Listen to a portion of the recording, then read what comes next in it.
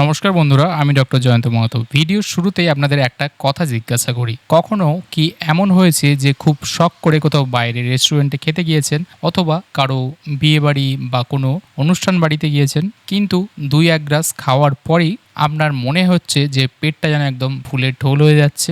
ড্রেসের বোতামটা মনে হচ্ছে যেন একটু আলগা করতে হবে যাতে পেটে চাপটা বেশি না লাগে। কারণ একটা অস্বস্তি শুরু হয়েছে যেটা আর নেওয়া যাচ্ছে না। অথবা পেটটা এমনভাবে ফুলে রয়েছে যে মনে হচ্ছে যেন ভেতরেও কেউ কিছু যেন ছুঁচের মতো ফোটাচ্ছে, খোঁচা দিচ্ছে, বা তার সঙ্গে অসহ্য ব্যথা, মোচড়ানো যন্ত্রণা শুরু হচ্ছে। অনেক রোগী আমার কাছে এসে বলেন যে ডাক্তারবাবু, বুক জ্বালা হওয়ার সমস্যা তো শোয়া যায়, কিন্তু এই যে পেট ফাঁপা আর বদহজম, এর জন্য মনে হয় জীবনটা যেন একদম বিছিয়ে উঠছে। সারাক্ষণ একটা অস্বস্তি, না বের হচ্ছে গ্যাস, না হচ্ছে হজম। আপনিও কি এই একই দলে পড়ছেন? তাহলে আজকের এই ভিডিওটি কিন্তু একদম আপনার জন্য, কারণ আজকের এই ভিডিও আপনার জীবনের মোড় ঘুরিয়ে দিতে পারে। আজ আমি সাধারণ কোনো সলিউশন বা সাময়িক আরামের কথার ব্যাপারে বলবো না। আমি বলবো এমন 5টি হোমিওপ্যাথিক ওষুধ যা আপনার হজমের যে সিস্টেম সেটাকে ভেতর থেকে একদম মজবুত করবে। আমাদের কেন এই পেট ফাঁপা বা বদহজমের সমস্যাটা হয় সেটা জানা দরকার। সহজ ভাষায় বুঝতে গেলে আমাদের পাকস্থলীতে যখন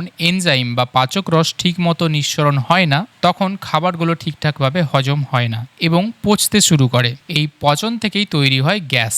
এই গ্যাসই যখন অন্ত্রের যে বাঁকগুলো রয়েছে তার মধ্যে আটকে যায়, তখন শুরু হয় পেটে ব্যথা যন্ত্রণা, পেটে ফোলাভাব, ভাব ভাব। শুধু তাই নয়, আমাদের অন্ত্রের যে পেশিগুলো রয়েছে সেগুলো যদি খুব বেশি সংকুচিত হয় তখন কিন্তু মারাত্মক যন্ত্রণা হয় বা মোচড়ানো ব্যথা, বা যাকে আমরা ক্র্যাম্পিং পেন বলে থাকি। আজকের ভিডিওতে আমি আপনাদেরকে দেখাবো যে কি কি লক্ষণ, সাইন অ্যান্ড সিমটম থাকলে এক একটি ওষুধ আপনারা ইউজ করতে পারবেন এবং আপনার হজম সিস্টেমকে ভেতর থেকে আবার ঠিক করে পুনরায় আগের অবস্থায় ফেরত নিয়ে আসতে পারবেন। এবং যে 5টি ওষুধের কথা বলবো, 5টি ওষুধেরই কিন্তু সাইন অ্যান্ড সিমটম, লক্ষণ আলাদা। প্রত্যেকটি ওষুধ আলাদা আলাদা লোকের জন্য ব্যবহার হতে পারে, তাই অতি অবশ্যই ওষুধগুলোর কি কি লক্ষণ সেগুলো আপনারা ভালো করে শুনবেন। আমাদের 1 নম্বর ওষুধ হচ্ছে ম্যাকফস, বা যাকে ম্যাগনেসিয়াম ফসফরিকা বলা হয়। এর প্রধান লক্ষণ হলো উষ্ণতা এবং চাপে এই যে ব্যথা যন্ত্রণা, কষ্টের সমস্যা সেটা অনেকটা কম হয়। যদি আপনার পেট ব্যথা করছে, পেটের গ্যাসে সামনের দিকে ঝুঁকে থাকলে বাড়ছে, পেটের সামনের দিকে ঝুঁকে থাকলে বা গরম কোনো কিছু সেঁক বা গরম কোনো কিছু দিলে আরাম হচ্ছে, তাহলে জানবেন এই ম্যাকফসই আপনার ওষুধ। এই রোগীরা সাধারণত খুবই সেনসিটিভ বা অনুভূতিপ্রবণ হন। পেট ফাঁপা বা গ্যাসের সমস্যা তো রয়েছে, তার সঙ্গে এই যে পেটে মোচড়ানো ব্যথা, ক্র্যাম্পিং পেন, এটাই এর কিন্তু সব থেকে গুরুত্বপূর্ণ লক্ষণ।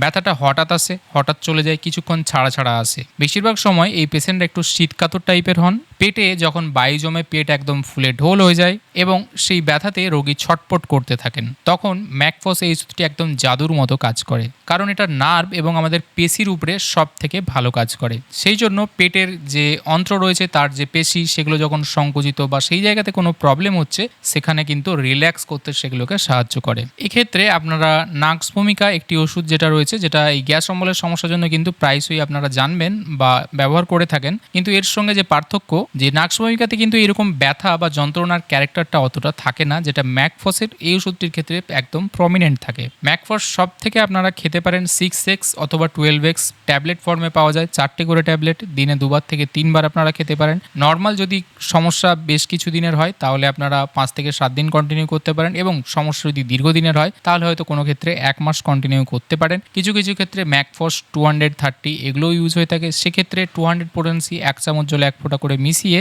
দিনে 1বার সকালবেলা খালি পেটে খাবেন, এবং এইভাবে সপ্তাহে 2 থেকে 3 দিন আপনারা খেতে পারেন। আমাদের দ্বিতীয় ওষুধ হলো লাইকোপোডিয়াম। লাইকোপোডিয়াম ওষুধটির প্রধান চাবিকাঠি হলো বিকেল 4টে থেকে 8টা এই সময়কালের মধ্যে সমস্ত প্রবলেমগুলো তার বৃদ্ধি পায়। যদি আপনার সারাদিন ভালো থাকে কিন্তু ঠিক বিকেল হওয়ার পরই পেট মনে হচ্ছে ফুলে রয়েছে, ফেঁপে রয়েছে, খিদে বোধ চলে যাচ্ছে, মনে হচ্ছে যেন হজম হচ্ছে না, গ্যাস জমে গেছে পেটের মধ্যে, তাহলে লাইকোপোডিয়াম আপনার জন্য একদম দুর্দান্ত একটি কার্যকরী ওষুধ হিসেবে থাকবে।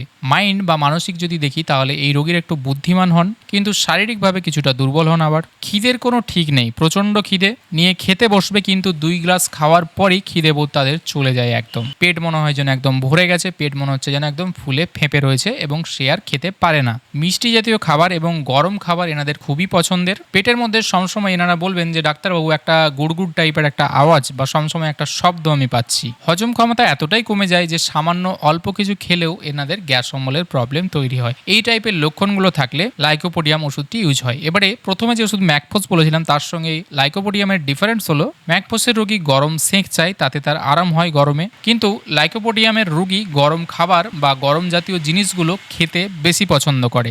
ম্যাকফোস মূলত পেশির ব্যথা ক্র্যাম্পিং পেনে ভালো কাজ করে। লাইকোপোডিয়াম কাজ করে আপনার পাকস্থলী অলস প্রকৃতির যদি হয় তার উপরে। এই ক্ষেত্রে লাইকোপোডিয়াম 200 পোটেন্সি সপ্তাহে 2 থেকে 3 দিন আপনারা সকালবেলা খালি পেটে 1 চামচ জল 1 ফোঁটা করে মিশিয়ে খেতে পারেন এবং এইভাবে আপনারা 2 থেকে 3 সপ্তাহ কন্টিনিউ করতে পারেন। আমাদের তৃতীয় ওষুধ হলো কার্বোভেজ।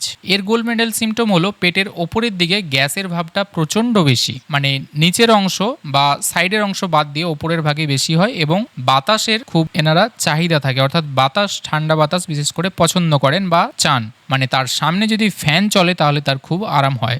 গ্যাসের এতটাই অবস্থা খারাপ যে মনে হচ্ছে তার যেন দম বন্ধ হয়ে যাবে, নিঃশ্বাস নিতে কষ্ট হচ্ছে, তখন কার্বোভেজ দুর্দান্ত কাজ করে। মূলত কার্বোভেজের পেশেন্ট একটু দুর্বল টাইপের হন, অনবরত ঢেকুর তোলে এনারা এবং সেই ঢেকুর বেরোনোর পর সামান্য সময়ের জন্য তাদের কিন্তু আরাম হয়। শরীর হয়তো ঠান্ডা হয়ে যাচ্ছে কিন্তু তবুও তারা চায় যে তার কাছে একটা কোনো হাওয়া বা বাতাস বা জোরে জোরে কেউ যেন তাকে হাওয়া করে দেয়। এটা কিন্তু কার্বোভেজের একদম টিপিক্যাল লক্ষণ।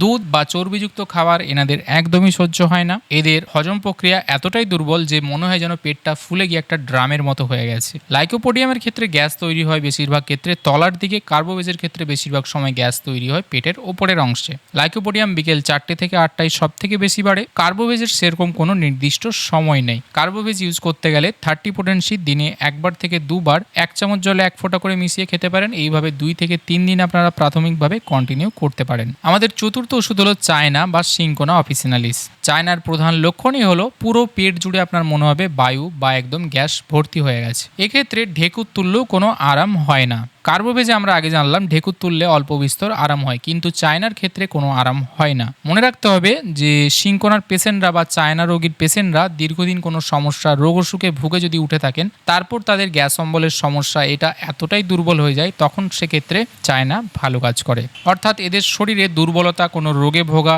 রস ক্ষয় হয়েছে এরকম টাইপের ইতিহাস বা হিস্ট্রি থাকতে হবে। পেটে হাত দিলে ব্যথা লাগে কিন্তু জোরে চাপ দিলে আরাম পায়। খিদের বোধ কমে যায়। ফলমূল, কাঁচা সবজি এগুলো খেলে আবার পেটের সমস্যা বেড়ে যায়। চায়না এই ওষুধটি ইউজ করতে চাইলে 30 পোটেন্সি দিনে 2বার করে 1 চামচ জলে 1 ফোঁটা করে মিশিয়ে খেতে পারেন। এইভাবে সপ্তাহে 2 থেকে 3 দিন আপনারা কন্টিনিউ করতে পারেন। আমাদের পঞ্চম এবং শেষ ওষুধ হলো পালসিটেলা। বিশেষ করে তৈলাক্ত ভাজাভুজি খাবার খাওয়ার পরই আপনার পেটের সমস্যা, সেক্ষেত্রে pulsatilla one of the best medicine. এর সঙ্গে সঙ্গে রয়েছে জল তেষ্টা বা জল পিপাসা একদমই চলে যাওয়া। বিশেষ করে লুচি, পরোটা, বিরিয়ানি, বিয়েবাড়ির খাবার, বাইরে রেস্টুরেন্টের খাবার খেয়েছেন, তারপরেই আপনার প্রবলেম হচ্ছে পেট ফুলে ফেপে গেছে, গ্যাসের সমস্যা আর খাবারের কোনো ইচ্ছেই নেই, তাহলে কিন্তু পালসিটেল আপনার জন্য সেরা ওষুধ। এনাদের যদি ক্যারেক্টার বা মাইন্ড দেখা হয় তাহলে এনারা একটু নরম প্রকৃতির মানুষ হন, সহজে কেঁদে ফেলে, বদ্ধ করে আটকাতো জায়গাতে থাকতে চান না, খোলামেলা জায়গা, খোলা বাতাস বেশি ভালো পছন্দ করেন, মুখের স্বাদ তেতো হয়ে যায়। জল এনারা নর্মালি একটু কমের দিকেই খান, অর্থাৎ বেশিরভাগ সময় জল খাওয়ার পরিমাণটা অনেক কম থাকে। কার্বোভেজ এবং লাইকোপোডিয়ামের থেকে পালসিটেলার মানসিক লক্ষণ সব থেকে আলাদা। লাইকোপোডিয়ামের রুমি গরম খাবার বা গরম জাতীয় জিনিস চাই, সেক্ষেত্রে আবার পালসিটেলা খোলা বাতাস, খোলা ওয়েদার এটা বেশি পছন্দ করে। তো এগুলোই পালসিটেলার মূল লক্ষণ ছিল। পালসিটেলা এই ক্ষেত্রে 30 পোটেন্সি দিনে 2বার 1 চামচ জলে 1 ফোঁটা করে মিশিয়ে আপনারা সপ্তাহে 2 থেকে 3 দিন প্রাথমিকভাবে কন্টিনিউ করতে পারেন। তাহলে আজকের ভিডিওর যদি আমরা কনক্লুশনে আসি তাহলে দেখা যাচ্ছে পেটে তীব্র ব্যথা যন্ত্রণা হচ্ছে, গরম সেক বা গরম কোনো কিছু দেওয়া হচ্ছে এবং চাপ দিলে আরাম হচ্ছে, সেক্ষেত্রে ম্যাকফস ওষুধটি ইউজ করবেন। বিকেল 4টে থেকে 8টা এই সময়টাতে সব থেকে বেশি প্রবলেম, সেক্ষেত্রে লাইকোপোডিয়াম। ওপরের পেটে গ্যাস অম্বলের সমস্যা সব থেকে বেশি, সেক্ষেত্রে কার্বোভেজ। পুরো পেট জুড়েই মনে হচ্ছে যেন বায়ু বেশ পাথরের মতো জমে রয়েছে, সেক্ষেত্রে চায়না বা সিঙ্কোনা ওষুধটি। এবং তেল ঝাল মশলা, বাইরের খাবার, তৈলাক্ত খাবারের বদহজম, সেক্ষেত্রে পালসিটেলা। এই 5টি ওষুধের লক্ষণগুলো দেখুন আপনারা কোনটা আপনার ক্ষেত্রে মিলছে, এবং হঠাৎ করে যদি কোনো সমস্যা হয় সেক্ষেত্রেও আপনারা এটা ইউজ করতে পারেন, এবং যদি অনেক দিনের দীর্ঘদিনের সমস্যা হয় সেক্ষেত্রে ইউজ করতে পারেন। তবে সেক্ষেত্রে অবশ্যই ডাক্তারের পরামর্শ নিতে হবে। আজকের ভিডিওটি এই পর্যন্ত হলো বন্ধুরা। আশা করি ভিডিওটি আপনাদের ভালো লেগে থাকবে এবং উপকারে আসবে। ভিডিওটি ভালো লাগলে অবশ্যই লাইক করতে, কমেন্ট করতে ভুলবেন না এবং শেয়ার করতেও ভুলবেন না। দেখা হবে পরে আবার এরকম একটি ভিডিওতে। ততদিন ভালো থাকবেন, সুস্থ থাকবেন। ধন্যবাদ।